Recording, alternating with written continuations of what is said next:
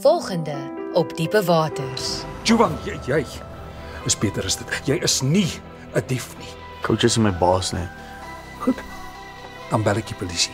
Ek het jou gisteraand so besig gehou, toe dink ek wel die ordentlike ding is om jou koffie te bring. Laat besig gehou. Met wat nogal? Ek kan my skuld afbetaal vir jou dubbel teruggee en nog oor hê. Ek kon net een wen as ek sê het. Carla dink nie, maar was bietjie anders nie. Anders? Hoe bedoel jy?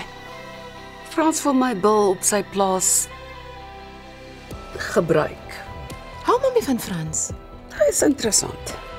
Jovan, wat maak jy? Jy het nog niks te doen nie. Hey, Henry, ek het nie nou tyd nie, okay, asseblief, gee my net oomblik. Johan, ons het nog 'n lang pad om te stap voor ek jou weer vertrou. Maar die kursus is 'n tree in die regte rigting. Ek wil net kom hoor of julle al my aanbod gaan aanvaar. Ek wil ook baie graag daai koeie vandag nog gaan oplaai. Buddy. Ja. Jy los my. Jy gaan nou wen in laaitie. Nee.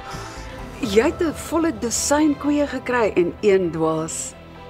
Ek verstaan nie. Bedoel jy die mankbil? Nie vir jou dom hou nie. Jy weet presies wat jy gedoen het. Gaan jy nou die hele dag so wees? Swarts en swarts bestaan en ons staan nou 'n kans met die geld. Ja, ek jammer maar Carla het nie haar foon op nie. Sy is toevallig hier by my.